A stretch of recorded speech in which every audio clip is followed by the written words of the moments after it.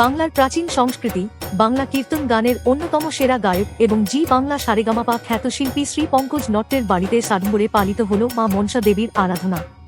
মনসা পূজা উপলক্ষে সকাল থেকেই নট্ট পরিবারের বাড়িতে ভক্তদের সমাগম ছিল চোখে পড়ার মতো।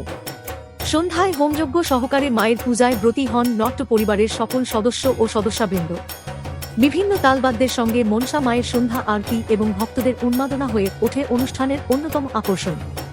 এই বিশেষ ধর্মীয় অনুষ্ঠানে সঙ্গীত জগৎ থেকে শুরু করে রাজনৈতিক জগতের একাধিক বিশিষ্ট ব্যক্তিত্বের উপস্থিতি ছিল চোখে পড়ার মতো। উপস্থিত ছিলেন বাংলার প্রসিদ্ধ লোকসঙ্গীত ব্যান্ড দোহারের অন্যতম সদস্য শ্রী সত্যজিৎ সরকার সহ আরও বহু বিশিষ্ট মানুষ। লোকসঙ্গীত ও বাংলার কীর্তন গানের মাধ্যমে দীর্ঘদিন ধরেই মানুষের মন জয় করে আসছেন শিল্পী পঙ্কজ নট্ট। তাঁর সঙ্গীতের উত্তরাধিকারকে এগিয়ে নিয়ে বর্তমানে তাঁর কন্যা দীপাঞ্জনাও বাংলার বিভিন্ন প্রান্তে গান পরিবেশন করে মানুষের হৃদয়ে স্থায়ী স্থান করে নেওয়ার লক্ষ্যে অবিরাম এগিয়ে চলেছেন। শাস্ত্রমতে মা মনসাকে মনস্কামনা পূরণের দেবী হিসেবে আরাধনা করা হয়।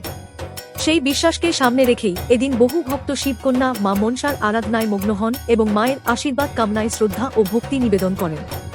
সব মিলিয়ে ধর্মীয় আবেগ, লোকসঙ্গীত ও বাংলার নিজস্ব সংস্কৃতির এক অপূর্ব মেলবন্ধনে পঙ্কজ নট্টের বাড়ির মনসা পূজার এই আয়োজন হয়ে উঠেছিল এক স্মরণীয় সন্ধ্যা। Bureau report 3M entertainment news. মায়ের কাছে কি বললেন, কি চাইলেন? দেখুন, দীর্ঘদিন পর পশ্চিমবঙ্গের যে একটা রাজনৈতিক বাতাবরণ ছিল, সেই বাতাবরণ থেকে আমরা মুক্ত হয়েছি। পশ্চিমবঙ্গের মানুষ যেন একটা স্বস্তি পেয়েছে। আর তার থেকে বড় কথা যে আমাকে পরিদা, যার সাথে আমার দীর্ঘদিনের সম্পর্ক, পরিদার সাথে খুব সুমধুর সম্পর্ক। আর পরিদা আমাকে কারুকে ফোন করেছিল যে দাদা আপনাকে একবার আসতে হবে। তো পরিদার ডাকে সাড়া না দিয়ে পারেনি, আর আমারও মনে হলো মায়ের দর্শন হয়ে যাবে। আমি এখানে এসে দেখলাম যে মায়ের একদম স্থায়ী মূর্তি বানানো হয়েছে পাথর দিয়ে। আমার খুব ভালো লাগলো। মায়ের কাছে প্রার্থনা যে মা তুমি সবাইকে ভালো রাখো, সুখে রাখো। আগামী দিনগুলো যেন বিগত দিনের মতন না হয়, আগামী দিনগুলো যেন সুখে থাকে। এটুকুই পরিকল্পনা আছে? দেখুন, আমার পরিকল্পনা বা আমাদের পরিকল্পনা রাখতে হবে এরকম না। কারণ বাংলা চিরাচরিতভাবে আধ্যাত্মিকতার একটা জায়গা। শ্রী চৈতন্যদেব থেকে শুরু হয়েছিল। শ্রী চৈতন্যদেব তার নাম সংকীর্তন নিয়ে গোটা ভারতবর্ষ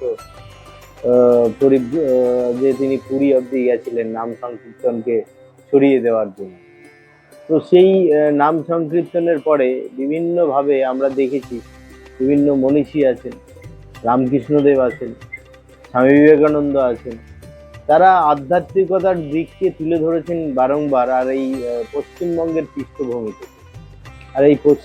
পৃষ্ঠভূমিতে মানুষ, সনাতনী মানুষরা কেমন যেন গুমড়ে গুমড়ে কাঁদছিল এই বিগত দিনগুলোতে। কারণ তাদের কোনো রকমে তাদের সনাতনী সত্তা যেটা, সেই সনাতনী সত্তাকে পুরস্কৃত করতে দেওয়া হয়নি। তাই এখন যেন সবাই নিঃশ্বাস ছেড়ে বেঁচেছে যে মানুষ সনাতনী কালচারে বিশ্বাস করে। সেই সনাতনকে এখন দেখবেন আপনি পুজোর বহর। আমি গত পরশু দিন ভান্ডারাতে যাচ্ছিলাম, আমার নেই তারকেশ্বর না, আমি এই যে শম্ভুনাথের যে যাচ্ছিল গতকালকে, রবিবার দিন যে ভান্ডারা দেওয়া হয়েছিল, গতকালকে যারা জল ঢেলেছেন বাবার মাথায়। তো আমি রথতলা থেকে শুরু করলাম, মামারহাটি রথতলা থেকে। তো আমি বিগত দিনগুলোতে এইভাবে দেখিনি। প্রায় 87 ক্যাম্প হয়েছে, জলছত্র হয়েছে, যারা মানুষের সেবার জন্য জলছত্র করেছে। মানুষের মনে যে একটা উদ্দীপনা, তারা উৎসাহ নিয়ে মানুষের পরিষেবা দেওয়ার জন্য, মানুষকে যারা পুণ্যার্থী তাদের পরিষেবা দেওয়ার জন্য তারা ওখানে ক্যাম্প করে। এটা বলতে হয়নি, কোনো সরকারকে বলতে হয়নি, কোনো মানুষ গিয়ে কাউকে বলেনি যে তোমরা করো। স্বতঃস্ফূর্তভাবে এই যে একটা সবার মধ্যে একটা উন্মাদনা, সেই উন্মাদনা দেখতে পাওয়া যাচ্ছে। তাই স্বাভাবিকভাবেই পশ্চিমবঙ্গ সনাতনের মাটি, পশ্চিমবঙ্গ আধ্যাত্মের মাটি। পশ্চিমবঙ্গে আমরা পদ্মা মা দেখেছি, পশ্চিমবঙ্গে দক্ষিণেশ্বরের মা দেখেছি, কালীঘাটের মা দেখেছি, তারাপীঠ দেখেছি। 51 পীঠের বহু পীঠ পশ্চিমবঙ্গে অবস্থিত। তাই সনাতনীরা আবার যেন বুক ভরে শ্বাস নিতে পারবে এবং তাদের সনাতনের যে আচার আচরণ, সেই আচার আচরণের মাধ্যমে পূজা অর্চনা করতে পারবে। এটা হচ্ছে সরকার পরিবর্তনের পরে সনাতনীদের মনের কথা বলছে। কি বলবেন? স্টার কিনা জানি না, কিন্তু ভাইয়ের বাড়িতে এসেছি, আমিও স্টার মনে করি না। ভাইয়ের ডাকে এসেছি, মায়ের ডাকে এসেছি। মায়ের কাছে কি প্রার্থনা করলেন? না, এটা তো বলা যাবে না কি প্রার্থনা করেছি, যার যার নিজের বিষয়। এটা সবই মায়ের ইচ্ছা আর দোহারের ইচ্ছা, তাই না পঙ্কজ? একজন প্রধান শিল্পী তিনি আজকে নেই, কতটা মিস করেন, কতটা ভাবায় আপনি? সে অনেকটা মিস করি, ও তো ভাবায়, আর বলে তো কি বলবো, এটা ভাষায় প্রকাশ করা যাবে না, আর অন্তর দিয়েও বলা যাবে না। আমরা বুঝি কতটা মিস করি তাকে। পঙ্কজ নট্টের বাড়িতে আজকে আসলেন, পঙ্কজ নট্টকে কোনো বার্তা দেবেন, কিছু বলতে চাইবেন আমাদের মাধ্যমে? ওকে বলবো গানটা ভালো করে হোক, তাই না? আর আমাদের মধ্যে এখনো কালিকাদা আছে, কি প্রত্যেক মুহূর্তেই হ্যাঁ কালিকাদা আছে, থাকবে সবসময়ের জন্য, মিস করবো না। কাকুর স্মৃতির উদ্দেশ্যে আমি একটা গান করেছিলাম। তো গান লিখেছে আমারই গুরুদেব, উনি সুর করেছেন অমল বাওয়ালি। কাকুর কথা গান নিয়ে, তোমারই অবদান কত শত লোক গান, আজও কাঁদে বিশ্ববাজারে, বাংলার সব ঘরে ঘরে, ও বাংলার সব ঘরে ঘরে। যতদিন লোকগান থাকবে ততদিন কালিকাদা কথা সবার মনে পড়বে। মায়ের কাছে কি চাইলেন? প্রতিবারের মতন একটা জিনিসই চেয়েছি, যাতে সবাই ভালো থাকে, সুস্থ থাকে, যাদের মনস্কামনা সবার যাতে পূর্ণ হোক। আমি এটাই চাই প্রতি বছর, আর এবারও চেয়েছি সেম জিনিস, প্রতি বছর চেয়ে আসছি, আর এটা এবারও চেয়েছি, মানে একদম কনসিস্টেন্ট ভাবে এক জিনিসেই রয়েছে। আর সেই সঙ্গে সঙ্গে আপনি সঙ্গীত শিল্পী হিসেবেও দারুণ কিনা জানি না, কিন্তু চেষ্টা করি ভালো করে, এটুখানি বলতে পারি। তো যদি বলি দু লাইন গানে গানে কিছু শোনাতে, কি শোনাতে চাই? আমার হৃদয় পুরে ভস্ম হইল, দেহ পুরে কালা, তোমার প্রেমের জালে, তোমার প্রেমের জালে নাম জিলে, সেটাই হয়তো ভালা, বুঝতে আমার হইল দেরি কৃষ্ণ জ্বালা। করানোর মালিক উনি, আমরা চেষ্টা করতে পারি, আমরা শুধু চেষ্টা করি, আর সব মা করিয়ে নেন, এটাই আমার বিশ্বাস। বিশ্বাসে মিলায় বস্তু, তর্কে বহুদূর। সেই সাথে সাথে মনসা মানেই তো একটা মনস্কামনার দেবী, যেটা শাস্ত্র বা পুরাণে পাওয়া যায়।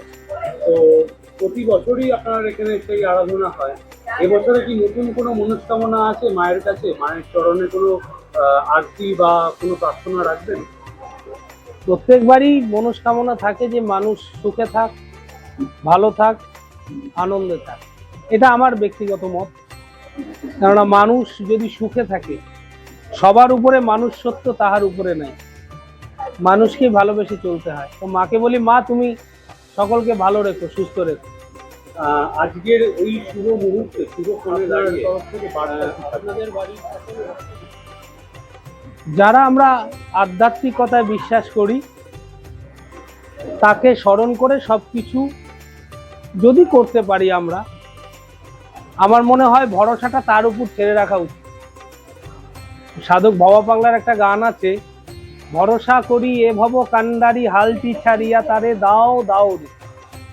তাই হালটি আমরা নিজে পাওয়ার চেষ্টা করার দরকার নেই, তার প্রতি ছেড়ে রাখা উচিত। তিনি যা করবেন সেটাই হবে, তার বাইরে কিছু হয় না। আমার এটা ব্যক্তিগত মত। তার কথার বাইরে, তার কোনো কিছুর বাইরে একটা পাতা নড়ে না পৃথিবীতে, চোখের পলকও নড়ে না, এটা আমার বিশ্বাস। না, প্রথম কথা বলি, আমি স্বনামধন্য কিনা আমি জানি না, তবে এইটুকুনি বুঝি যে কিছু মানুষ আমাকে ভালোবাসে। তারা যখন প্রতি মুহূর্তে ফোন করে আমার খোঁজ নেয়, বা আমার গান শুনতে চায়, বা যখন দেখি যে তারা আমার সঙ্গে খোঁজ রাখে, ব্যাস একটা শিল্পীর কাছে সবচেয়ে বড় পাওনা এটা। স্বনামধন্য চাইতেও যেন আমি গান বাজনাটা চালিয়ে যেতে পারি, এটাই আমার প্রভুর কাছে ইচ্ছা, মায়ের কাছে ইচ্ছা। যতদিন চালিয়ে যাব ততদিন শিল্পী থাকবো, আর যখন চালাতে পারবো না শিল্পী থাকবো না। আর গান শুনতে চাইছো, আমি একটা গান শোনাই। অবতারের সার আমার গোড়ায় অবতার, কেন না আমরা যা কর্ম করেছি সেই কর্মের ফল ভোগ করতেই হবে। জানি তাই। জয় গৌ, জয় মা, সবাই ভালো থাকুন, সুস্থ থাকুন। জয় নিতাই, জয় গৌ।